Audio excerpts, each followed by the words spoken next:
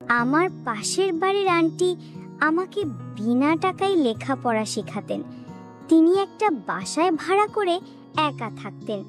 আমি তখনও বুঝতাম না আন্টি কেন আমাকে নিজের টাকা খরচ করে আমাকে পড়াতেন।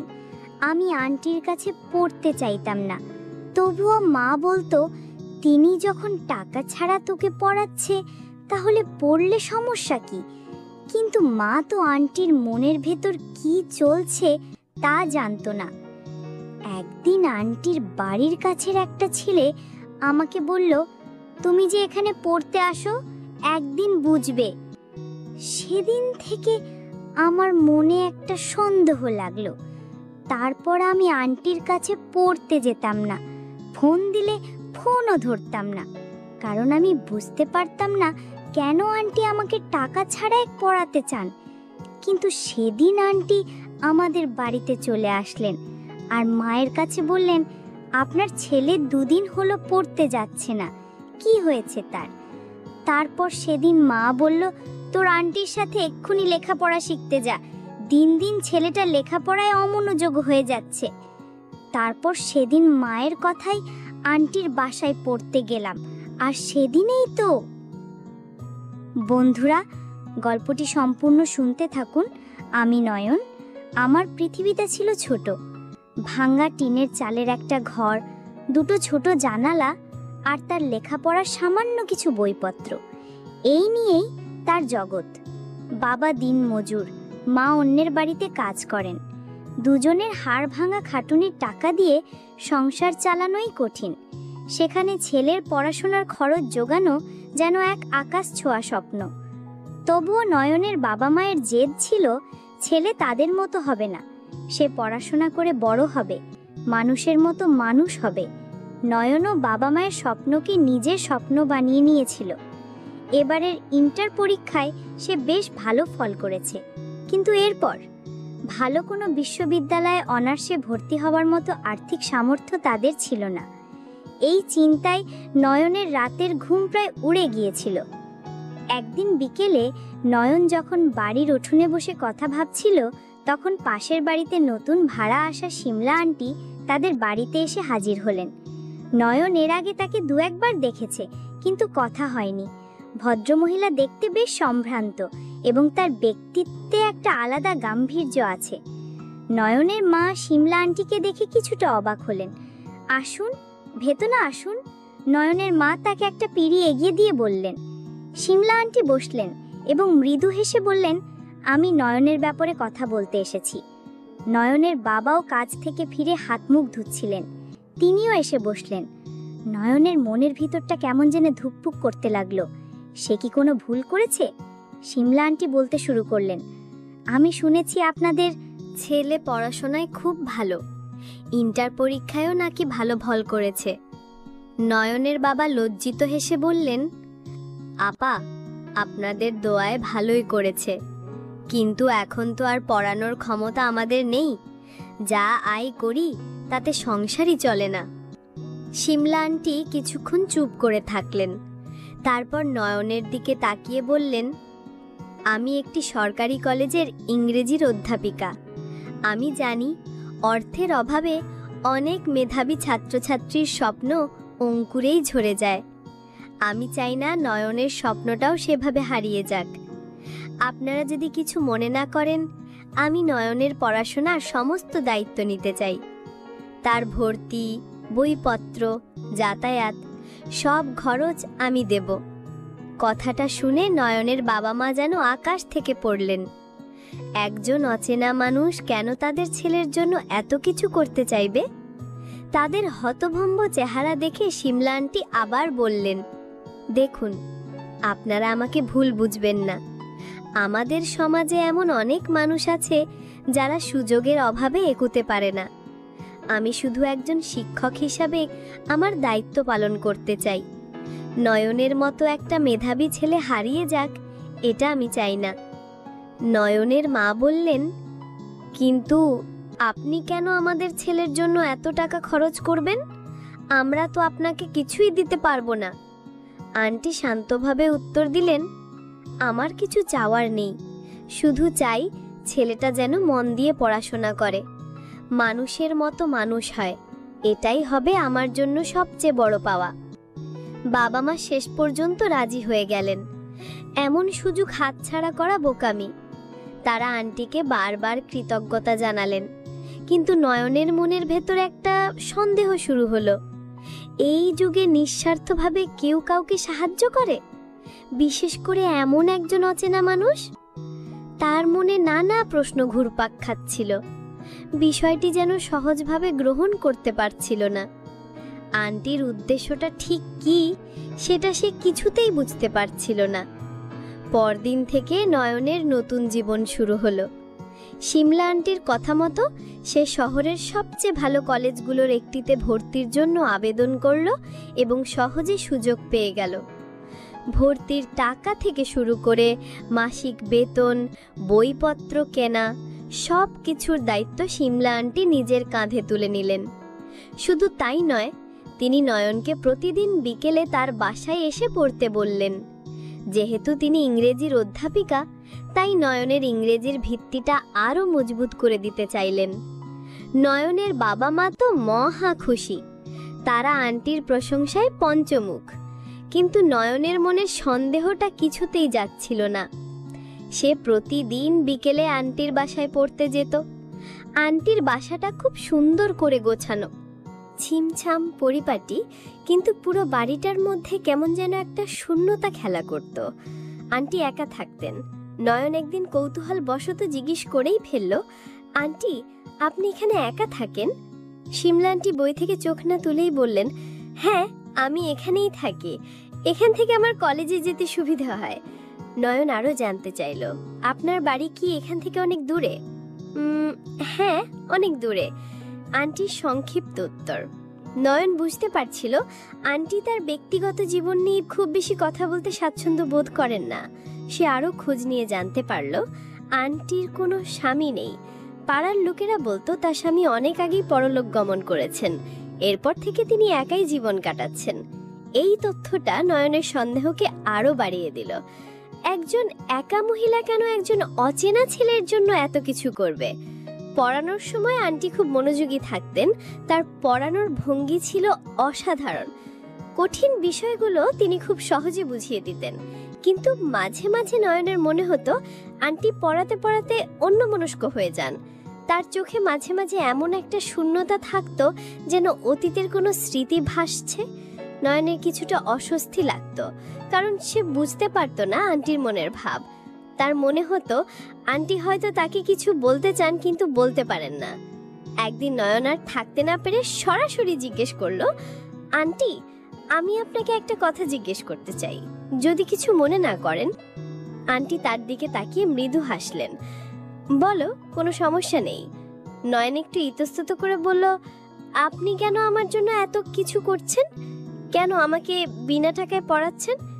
সত্যি করে বলুন, আপনি কেন এত সাহায্য করছেন?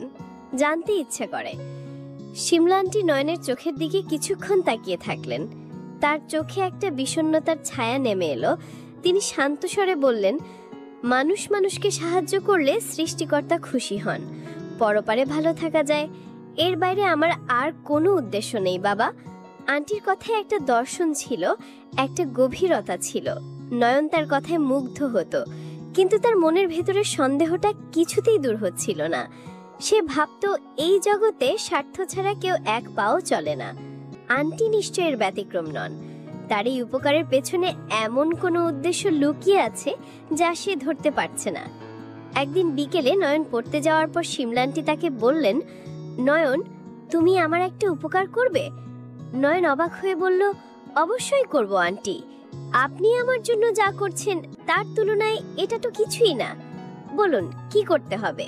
আন্টি একটা বাজারের ব্যাগ আর কিছু টাকা এগিয়ে দিয়ে বললেন, আজ বাজার থেকে আমাকে কিছু প্রয়োজনীয় জিনিস এনে দেবে। আমার শরীরটা ভালো লাগছে না, বাইরে যেতে ইচ্ছে করছে না। এটা কোনো কাজ হলো আন্টি? আপনি শুধু বলবেন কি কি লাগবে। নয়ন সানন্দে রাজি হয়ে গেল।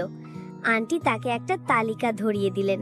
তালিকায় বেগুন, আলু, পটল, ঝিঙার মতো সাধারণ কিছু তরকারির নাম লেখা ছিল। নয়ন ব্যাগ আর টাকা নিয়ে বাজারের দিকে রওনা দিল। বাজার থেকে ফিরতে তার প্রায় ঘন্টাখানিক সময় লাগলো। ঘরে ফিরে সে দেখলো শিমলা আন্টি বিছানায় শুয়ে আছেন। তার মুখটা কেমন ফ্যাকাশে দেখাচ্ছে। নয়ন উদ্বিগ্ন হয়ে জিজ্ঞেস করলো, আন্টি, আপনার কি শরীর বেশি খারাপ লাগছে? আমি বাজার নিয়ে এসেছি। আন্টি দুর্বল গলায় বললেন, হ্যাঁ রে, তুমি চলে যাওয়ার পর থেকে শরীরটা হঠাৎ খুব খারাপ হয়ে পড়েছে। মাথাটা ঘুরছে, বিছানা থেকে উঠতেই মন চাইছে না। নয়ন ব্যস্ত হয়ে বলল, তাহলে আপনার জন্য ডাক্তার ডেকে আনি বা কোনো ওষুধ নিয়ে আসি? না, ডাক্তার লাগবে না, আন্টি বললেন। তুমি ওই ড্রয়ারটা খুলো, ওখানে আমার একটা হ্যান্ডব্যাগ আছে, ওই ব্যাগের ভেতরে কিছু ওষুধ আছে, ওগুলো এনে দাও। নয়ন দ্রুত ড্রয়ারের দিকে এগিয়ে গেল। ড্রয়ার খুলে সে একটা সুন্দর লেডিস হ্যান্ডব্যাগ দেখতে পেল। সে ব্যাগটা খুলল ঔষধ খোঁজার জন্য। ব্যাগের একটা ছোট পকেটে ঔষধের স্ট্রিপের সাথে আরও কিছু জিনিস ছিল। একদিন পড়া শেষ করে আন্টির বাসা থেকে বাড়ি ফেরার পথে ঘটনাটা ঘটল। সে যখন গলি থেকে বড় রাস্তায় উঠবে, ঠিক তখন একটা ছেলে তাকে পেছন থেকে ডাক দিল, এই যে ভাই, দাঁড়ান। ডাক শুনে নয়ন পেছনে ফিরল।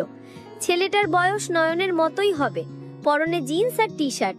চেহারা দেখে এলাকার ছেলে বলেই মনে হলো। নয়ন তাকে আগে কখনো দেখেনি। আমাকে ডাকছেন? নয়ন জিজ্ঞেস করলো। ছেলেটি তার কাছে এগিয়ে এসে বলল, হ্যাঁ, আপনাকেই। আপনার নাম কি? আমার নাম নয়ন। কেন বলুন তো? নয়নের গলায় কিছুটা সতর্কতার সুর। ছেলেটি কেমন যেন রহস্যময় একটা হাসি দিয়ে বলল, আপনি যার কাছে প্রতিদিন বিকেলে পড়তে যান, ওই মহিলা আপনার কি হয়? নয়নের মনের ভেতরটা ধক করে উঠল। সে আমতামতা করে বলল, উনি আমার আন্টি হন, আমাকে পড়াশোনায় সাহায্য করেন। ছেলেটি আবার হাসলো। এবার তার হাসিতে স্পষ্ট ব্যঙ্গের ছোঁয়া। কিছুই হয় না, অথচ পড়াশোনায় সাহায্য করছেন, এত টাকা খরচ করছেন, ব্যাপারটা একটু অদ্ভুত না? নয়ন কি বলবে ভেবে পেল না। ছেলেটি তার মনের কথাগুলোই যেন বাইরে থেকে বলে দিচ্ছে। নয়ন কিছুটা রুক্ষ স্বরে বলল, দেখুন, এটা আমাদের ব্যক্তিগত ব্যাপার, আপনি কে আর এসব জিজ্ঞেস করছেনই বা কেন? ছেলেটি কাঁধ ঝাঁকিয়ে বলল, আমি যেই হই না কেন, আপনাকে শুধু একটা কথা বলতে এসেছি, একটু সাবধানে থাকবেন। সাবধানে থাকবো মানে? কি বলতে চান আপনি? নয়নের কপালে ভাঁজ পড়ল। ছেলেটা নিচু গলায় বলল, বেশি কিছু বলবো না, শুধু এইটুকু বলছি, একদিন বুঝবে। ওই মহিলার কাছে পড়তে গেলে একদিন ঠিকই বুঝবে কেন তিনি তোমার জন্য এত কিছু করছেন। এই বলে ছেলেটা আর এক মুহূর্ত দাঁড়ালো না, দ্রুত হেঁটে গলির অন্ধকারে মিলিয়ে গেল। নয়নের মাথাটা ঘুরতে শুরু করলো। একদিন বুঝবে, এই কথাটার মানে কি? ছেলেটা কি বলতে চাইলো? তার কথাগুলো যেন নয়নের মনের সন্দেহ আরো বাড়িয়ে দিল। ছবিটা, আন্টির অদ্ভুত আচরণ, আর এখন এই ছেলেটার রহস্যময় সতর্ক বার্তা, সবকিছু মিলেমিশে তার মনে এক গভীর আশঙ্কার জন্ম দিল। তার মনে হতে লাগলো ঘটনাগুলো যেন অন্যরকম দিকে মোড় নিচ্ছে। এই ভয়টা তাকে এতটাই গ্রাস করলো যে সে সিদ্ধান্ত নিল আর শিমলা আন্টির বাসায় পড়তে যাবে না। সেই রহস্যময় ছেলেটির সাথে দেখা হওয়ার পর নয়নের পৃথিবীটা যেন ওলটপালট হয়ে গেল। তার মনে হলো শিমলা আন্টির হাসির আড়ালে তার সাহায্যের পেছনে নিশ্চয়ই কোনো উদ্দেশ্য লুকিয়ে আছে। নয়ন পরের দিন থেকে আন্টির বাসায় যাওয়া বন্ধ করে দিল। প্রথম দিন বিকেলে যখন সে গেল না, তখন তার মা জিজ্ঞেস করলেন, কি রে নয়ন, আজ পড়তে গেলি না? নয়ন শুকনো মুখে উত্তর দিল, না মা, আন্টি আজ একটু ব্যস্ত আছেন, বলেছেন 2-1 দিন আসতে হবে না। মা সরল মনে ছেলের কথা বিশ্বাস করলেন। কিন্তু 1 দিন, 2 দিন, 3 দিন কেটে গেল। নয়ন আর আন্টির বাসার দিকে পা বাড়ালো না। এমনকি আন্টি কয়েকবার ফোনও করেছিলেন। নয়ন ভয়ে ফোন ধরেনি। তার মনে হচ্ছিল ফোন ধরলেই সে আবার কোনো ফাঁদে পড়ে যাবে। তার মা এবার চিন্তিত হয়ে পড়লেন। কি ব্যাপার রে, তুই তো 3 দিন ধরে পড়তে যাচ্ছিস না? তোর আন্টি ফোন করেছিল, তুই ফোনও ধরছিস না, কোনো সমস্যা হয়েছে? নয়ন কি বলবে ভেবে পেল না। সে তার মনের ভেতরের ভয় আর সন্দেহের কথা বাবা মাকে বলতে পারছিল না। বললে তারা হয়তো বিশ্বাসই করবে না, উল্টো তাকেই বকাবকি করবে। তাই সে আবারও একটা মিথ্যা কথা বলল, না মা, তেমন কিছু না, পড়ার চাপ খুব বেশি, তাই নিজেই পড়ছি। কিন্তু ঠিক সেই মুহূর্তে দরজায় কড়া নাড়ার শব্দ হলো। নয়নের মা দরজা খুলতেই দেখলেন শিমলা আন্টি দাঁড়িয়ে আছেন, তার চোখে মুখে স্পষ্ট উদ্বেগের ছাপ। আন্টিকে দেখে নয়নের গলা শুকিয়ে কাঠ হয়ে গেল, সে অবাক হয়ে গেল। শিমলা আন্টি ভেতরে এসে সরাসরি নয়নের মায়ের কাছে গেলেন। আপা, নয়ন 2-3 দিন ধরে আমার বাসায় পড়তে যাচ্ছে না কেন? কি হয়েছে ওর? আমি কতবার ফোন করলাম, ফোনও ধরছে না। আমি ভাবলাম হয়তো অসুস্থ হয়ে পড়েছে, তাই চিন্তা হচ্ছিল, তাই চলে আসলাম। নয়নের মায়ের মুখটা কঠিন হয়ে গেল।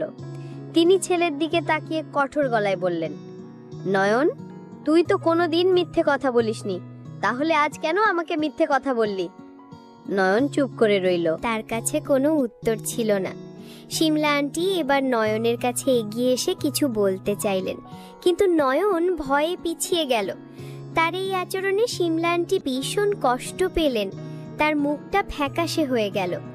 নয়ন আর নিজেকে সামলে রাখতে পারল না, তার মনের ভেতরের সমস্ত ভয় আর ক্ষোভ যেন একসাথে বেরিয়ে এলো। সে প্রায় কান্না করে বলল, আন্টি, আমি আপনার কাছে আর পড়তে যাব না, আপনার কোনো সাহায্যের আমার দরকার নেই, দয়া করে আপনি এখান থেকে চলে যান। এই কথাগুলো যেন একটা চাবুকের মতো শিমলা আন্টিকে আঘাত করলো। তার চোখ দুটো ছলছল করে উঠল। নয়নের মা ছেলের এই ব্যবহারে হতবাক হয়ে গেলেন। তিনি নয়নকে ধমক দিয়ে বললেন, এটা তুই কি বলছিস? যার জন্য তুই আজ এত ভালো জায়গায় পড়ার সুযোগ পেয়েছিস, তাকেই তুই অপমান করছিস? কিন্তু নয়ন তখন কোনো কিছুই শুনতে বা বুঝতে চাইছিল না। তার মাথায় শুধু ঘুরছিল সেই ছেলেটার কথা, একদিন বুঝবে। নয়নের কথায় শিমলা আন্টি স্তব্ধ হয়ে গেলেন। তার মুখ দিয়ে কিছুক্ষণ কোনো কথা বেরোলো না। তিনি এমনটা একেবারেই আশা করেননি। তার সুন্দর শান্ত চোখ দুটোতে রাজ্যের বিস্ময় আর কষ্ট এসে ভর করল। কেন নয়ন, কেন তুমি পড়বে না? আমি কি তোমার সাথে কোনো খারাপ ব্যবহার করেছি, বা আমার পড়ানোতে কি কোনো সমস্যা হচ্ছে? আন্টির কণ্ঠস্বর কান্নায় ভেঙে পড়ছিল। নয়ন মুখ ফিরিয়ে নিল। সে আন্টির চোখের দিকে তাকাতে পারছিল না। সে দৃঢ় গলায় বলল, আমি সেটার উত্তর দিতে চাই না, তবে আমি সিদ্ধান্ত নিয়েছি আমি আর আপনার কাছে যাব না। আপনি আর আমাকে নিতে আসবেন না, আপনার সাহায্য আমার লাগবে না। নয়নের মা ছেলের এই উদ্ধত আচরণে ভীষণ রেগে গেলেন। তিনি এগিয়ে এসে নয়নের হাত ধরে বললেন, তোর এত বড় সাহস, তুই আমাদের সম্মান ডুবিয়ে দিবি? উনি আমাদের জন্য যা করেছেন তার প্রতিদান তুই এইভাবে দিচ্ছিস? শিমলা আন্টি নয়নের মাকে থামিয়ে দিলেন। তিনি বললেন, আপা, ওকে বকবেন না, আমি বুঝতে পারছি নিশ্চয়ই কোনো গুরুতর কারণ আছে। নয়ন, তোমাকে কেউ কি আমার ব্যাপারে কিছু বলেছে? নয়নের বুকের ভেতরটা কেঁপে উঠল। আন্টি ট্রিকই ধরে ফেলেছেন। সে চুপ করে রইল। আন্টি আবার বললেন, চুপ করে থেকো না বাবা, বলো কি হয়েছে। তুমি যদি আমাকে না বলো, আমি এখান থেকে যাব না। তোমার মনের ভয়টা দূর করা আমার দায়িত্ব। নয়ন দেখল আন্টি যাওয়ার পাত্রী নন, তিনি সত্যিটা জেনেই ছাড়বেন। বাবা মাও তার ওপর প্রচণ্ড রেগে আছেন। শেষ পর্যন্ত সে বলতে বাধ্য হলো, আপনাকে আমার ব্যাপারে কেউ কিছু বলেছে? আন্টি আবার জিজ্ঞেস করলেন। নয়ন দ্বিধা নিয়ে মাথা নাড়ল। হ্যাঁ। কে বলেছে, কি বলেছে? আন্টির কণ্ঠে অধীর আগ্রহ। আমি তাকে চিনি না, নয়ন বলল। একটা ছেলে, সে আমাকে আপনার বাসা থেকে ফেরার পথে থামিয়েছিল। কি বলেছে সে তোমাকে? নয়ন ইতস্তত করে বলল, আমাকে পরিষ্কার করে কিছু বলেনি, তবে সে আমাকে আপনার থেকে সাবধানে থাকতে বলেছে, আর বলেছে একদিন বুঝবে। আপনার কাছে পড়তে গেলে নাকি আমি একদিন সব বুঝতে পারবো। কিন্তু সে কি বোঝাতে চেয়েছিল সেটা আমি জানি না। তার কথা শুনে আমার ভয় করছে। শিমলা আন্টি সবটা শুনলেন। তার মুখের অভিব্যক্তি বদলে গেল। তিনি কিছুক্ষণ গভীর চিন্তায় ডুবে রইলেন। তারপর নয়নের দিকে তাকিয়ে বললেন, আমি বুঝতে পেরেছি, তোমাকে হয়তো কে এই কথা বলেছে। তুমি কি আমাকে সেই ছেলেটিকে একবার দেখাতে পারবে? আমি শুধু একবার তার সাথে কথা বলতে চাই। নয়নের দ্বিধা হচ্ছিল। কিন্তু আন্টির কণ্ঠে এমন একটা দৃঢ়তা ছিল যে সে না করতে পারল না। তার নিজেরও মনে হলো সত্যিটা জানা দরকার। এই রহস্যের শেষ কোথায় সেটা তাকে দেখতেই হবে। সে মাথা নেড়ে সম্মতি জানালো। ঠিক আছে, চলুন। আমি তাকে চিনি না, কিন্তু সে কোথায় থাকে সেই এলাকাটা আমি চিনি। নয়ন শিমলা আন্টিকে সাথে নিয়ে সেই গলির দিকে রওনা দিল যেখানে ছেলেটির সাথে তার দেখা হয়েছিল। নয়নের মাও তাদের সাথে যেতে চাইলেন, কিন্তু আন্টি তাকে আশ্বস্ত করে বললেন যে কোনো সমস্যা হবে না, তারা দ্রুতই ফিরে আসবেন। পুরো রাস্তা নয়ন আর শিমলা আন্টির মধ্যে কোনো কথা হলো না। নয়নের মনে হচ্ছিল সে একটা নাটকের শেষ দৃশ্যের দিকে এগিয়ে যাচ্ছে। আজ হয়তো সব রহস্যের সমাধান হবে, অথবা সে নতুন কোনো বিপদে পড়বে। কিছুক্ষণ খোঁজাখুঁজির পর নয়ন ছেলেটিকে দেখতে পেল।